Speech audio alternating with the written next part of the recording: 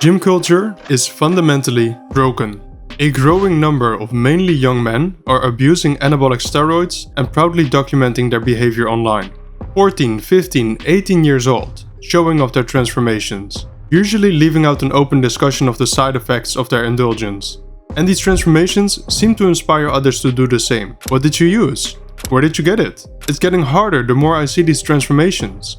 One of the most notorious figures here is probably Togi, a fitfluencer who has based his online persona around his anabolic steroid and gambling addiction. Pre-workout, Anadrol. You know how it goes. But it gets even worse. We now also have people online who actively promote the indulgence in performance-enhancing drugs. What's the best first cycle, and how do we stick our little pinky toe into the pool of performance-enhancing drugs? Well, firstly, take something. Take anything. Just don't be natural, because this issue is turning gym culture into a perversion of itself. The gym is supposed to be a place where one can work on both their physical and mental health, by becoming stronger, faster, leaner, more disciplined, and happier. But instead of that, many gym goers are now chasing quick gains, risking both their mental and physical health. They want to be big, and they want it now, no matter the cost. Another thing is, why did I start steroids at 14? The reason is because I want to become a fitness creator. I want to make a shit ton of money, and I want to be big as fuck. Anabolic steroids are performance-enhancing drugs derived from the male sex hormone testosterone. They are supposed to make you stronger, faster, bigger, which is why they are often taken by athletes. The most obvious are probably bodybuilders. Please observe this perfectly anonymized interview with a bodybuilder in which he admits to using steroids. Staying with the steroid discussion, do you use steroids in the off season and before an event? I only did for an event, and that was it. I never. Even right now, just before an event. Yeah, even up to this day, only way I do it is like for an event, because. How many weeks out? 12. I always started 12 weeks out, which is the same time I do a diet. The most notorious of these drugs is probably trenbolone. It has basically become a meme within the fitness industry. Deltrek from More Plates, More Dates also had a series on YouTube where he would read the Reddit posts of people detailing their stories while trend out. But we even have people basing their online persona on this drug, the Tren Twins, two brothers documenting their journey to becoming professional bodybuilders. A large part of the memeability of Tren comes from the fact that it is just so extreme and overkill. The drug is apparently so toxic that even multiple classic physique Mr. Olympia champion Chris Bumstead does not want to take it anymore. What are the things that for you are like off the table with regards to this is too much, this is too risky for me? The biggest one is like trend. Yeah. The good old trend that like there's guys who literally like base their social media off that now. It's just like a meme of the internet, of the gym culture. And I don't even think people realize the impact that these jokes and memes have on like people coming up who would just see you constantly joking and talking about saying you need more of it to like be better and feel stronger and all this shit. But that's probably the most toxic thing you can put in your body. And I've done it in the past, but I don't anymore. I just haven't touched it in like 5 years. Why? Just the toxicity it causes in your body. Originally, this drug was not intended for human use. Instead, it was designed for cows. Big cows like these are given a single shot of 200 milligrams in their whole life in order to increase their yield after slaughter. It's why I personally like to refer to these steroids as cattle yield hormones. Besides the positive effects of becoming bigger, stronger and faster, steroids also come with a set of potential side effects. Chronic high blood pressure. Cholesterol gets out of whack. Organ stress, mainly in, I would say, kidneys and heart. So steroid usage definitely reduces your lifespan. And besides this, we also have some cosmetic effects. Your potential height gets minimized. You can get acne. Shrinking of your testicles. You may get gyno. And of course, hair loss. Ow. But it goes beyond the physical. We also have some psychological side effects. Anxiety, like you would not believe. Roid rage. Bro, don't fucking play games. I will fucking go outside. I just have to move the fucking side. And all you can think about is your perpetually erect penis, basically. All you can think about is your perpetually erect penis, basically, which is not ideal. For the longest time, anabolic steroids were hush-hush. It was not something to be talked about. Excessively muscular athletes and actors would be quick to dismiss a topic or just outright deny that they are on steroids. As you guys have seen, I said from the beginning, like 10 years ago, my main thing was to provide content to everyone, share my knowledge and share my experience. Then you get people that just troll. That's this gentleman here. So what I'm not going to do is give him the opportunity to, clickbait, get a video. Most probably did it in order to make more money. The formula works a little bit like this.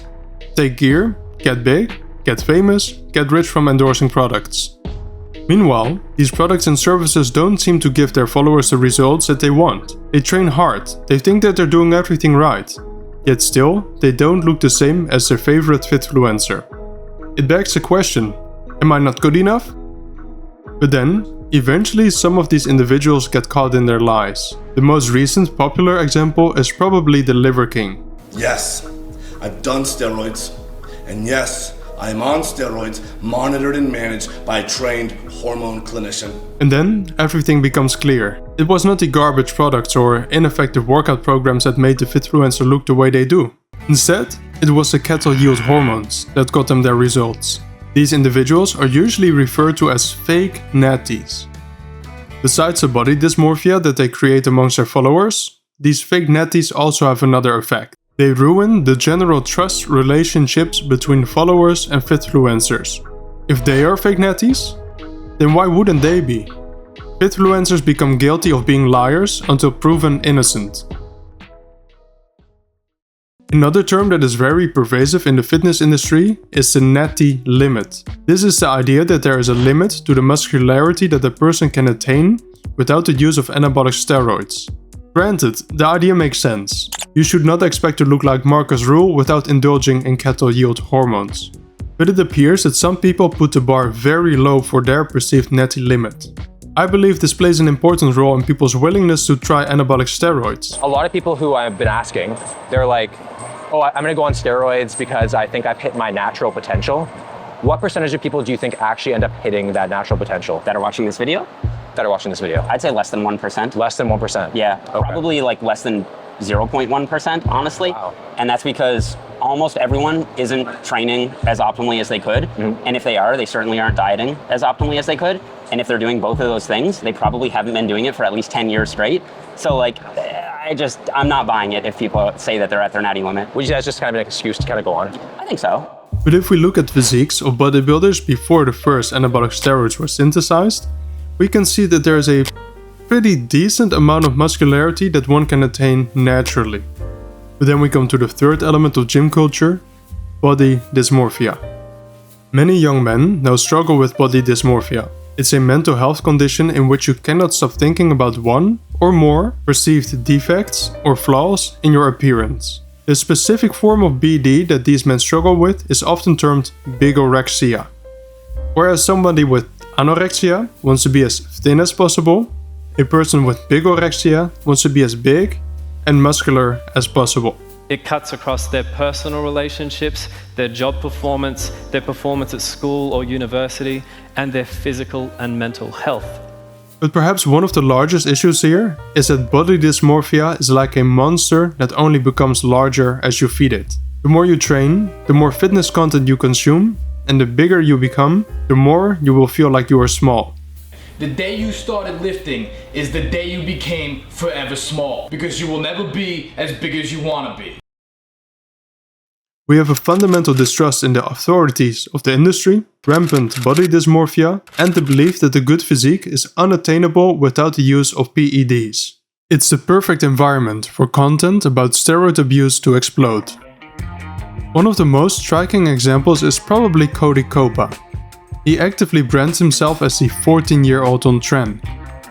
And I'm taking 150 milligrams of test, 150 milligrams of trend, 10 milligrams of MK677, and 50 milligrams of Rad 140 with Armordex for the gyno, so I don't have a whole bunch of gyno and shit. But of course, he's not alone. Togi and the Trend Twins are probably the most popular alternatives. But we have new steroid-centered content popping up on social media very frequently. In an industry that is known to be full of liars, it makes sense to brand yourself as very open and honest. And the audiences respond to it as well. Read this comment under a video of Togi, for example. This guy's honesty is what the fitness industry needs. No fakeness. I personally have no problem with people using anabolic steroids, as long as they make their decisions well informed and with a sound mind. But herein lies the main issue. Influencers like Togi, the Trend Twins and Cody Copa have young, impressionable audiences. Their content, and content made by others proudly showing their steroid abuse, does not contribute to a proper decision-making process of their audiences, because it only highlights what there is to gain, not what there is to lose.